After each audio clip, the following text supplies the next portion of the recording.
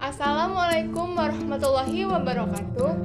Kami dari kelompok 4 yang beranggotakan saya sendiri, Syalsa Dwi Aprina dengan NIM 0306202021 bersama rekan saya yang pertama, Faridah Khairani dengan NIM 0306202035 dan rekan saya yang terakhir, Mutia Arini Hasibuan dengan NIM 0306202049 ingin mempresentasikan hasil kerja kami yang berjudul Demokrasi Indonesia.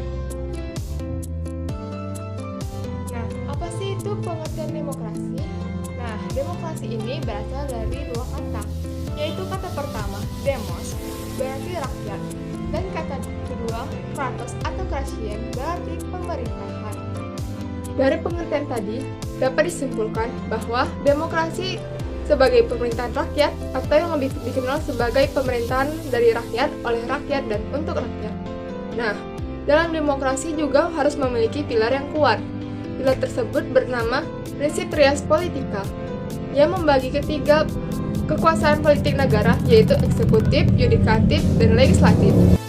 Lalu, prinsip res politica yang membagi ketiga kekuasaan politik negara, eksekutif, yudikatif, dan legislatif, untuk diwujudkan dalam tiga jenis lembaga yang saling lepas atau biasa disebut independen dan berada dalam peringkat yang sejajar satu sama lain. Selanjutnya adalah macam-macam demokrasi.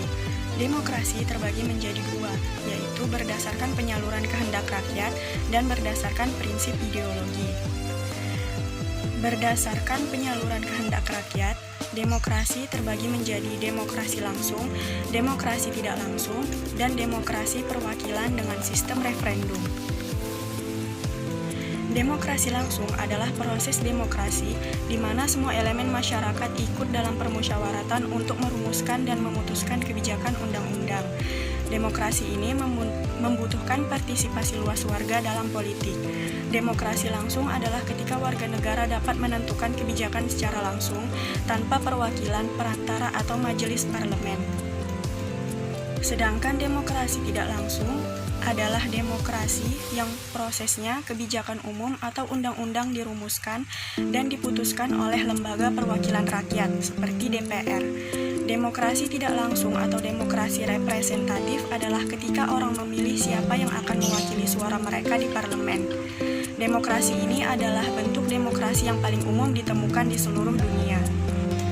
Yang ketiga adalah demokrasi perwakilan dengan sistem referendum.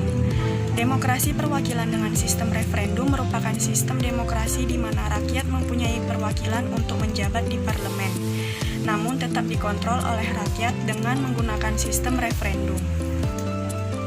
Kemudian yang kedua adalah demokrasi berdasarkan prinsip ideologi, yaitu terdiri dari demokrasi liberal, demokrasi rakyat, dan demokrasi Pancasila.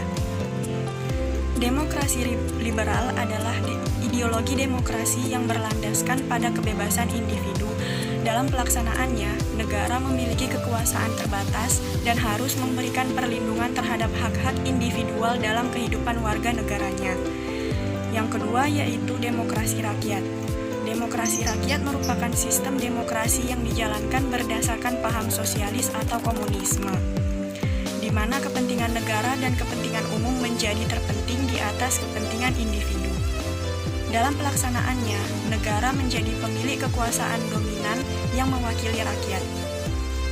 Ketiga, yaitu demokrasi Pancasila. Demokrasi Pancasila adalah ideologi demokrasi yang berlandaskan nilai-nilai Pancasila. Adapun sistem demokrasi Pancasila ini berdasarkan musyawarah mufakat yang mengedepankan kepentingan umum, seperti yang tertuang dalam sila keempat Pancasila. Selanjutnya yaitu ciri-ciri demokrasi. Yang pertama, adanya penyelesaian perselisihan dengan damai dan sukarela. Kedua, adanya jaminan bagi terjadinya perubahan secara damai dalam suatu masyarakat yang sedang berubah. Yang ketiga, adanya pergantian penguasa yang berlangsung secara teratur. Yang keempat, adanya pembatasan atas pemakaian kekerasan secara minimum.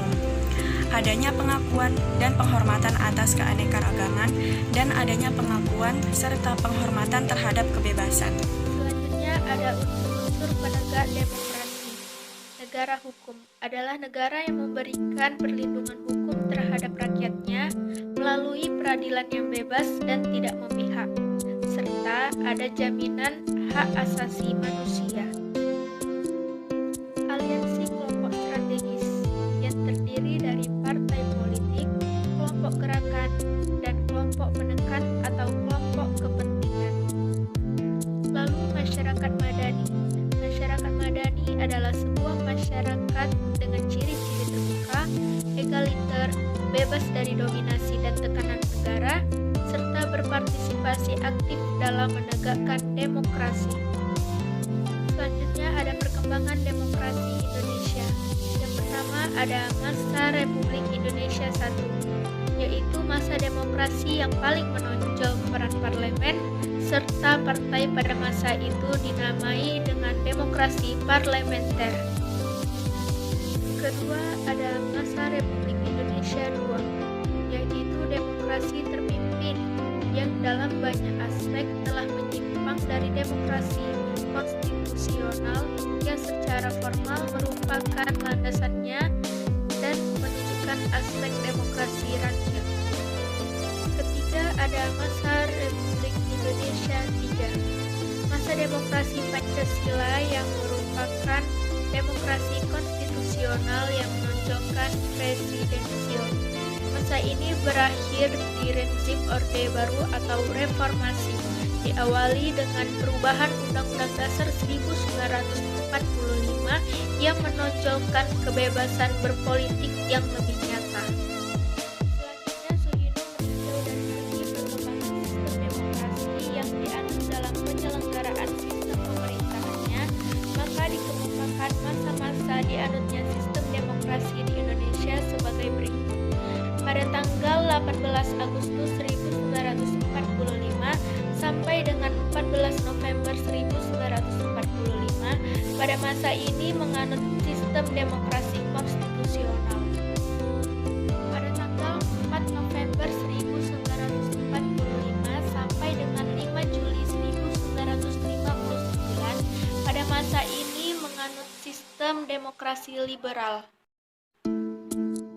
Lalu pada tanggal 5 Juli 1959 sampai dengan 21 Maret 1968, pada masa ini menganut sistem demokrasi terpimpin. Dan pada tanggal 21 Maret 1968 sampai dengan sekarang, berjalan hingga berakhirnya pemerintahan Orde Baru 1998 menganut sistem demokrasi Pancasila. Nah, kesimpulan video kami ialah demokrasi adalah bentuk atau sistem pemerintahan yang segenap rakyat turut serta memerintah dengan perantara wakil-wakilnya atau yang lebih dikenal sebagai pemerintahan rakyat. Di Indonesia, kebebasan berpendapat dalam demokrasi bukan berarti sebebasnya, tetapi harus tetap dalam koridor Pancasila dan NKRI.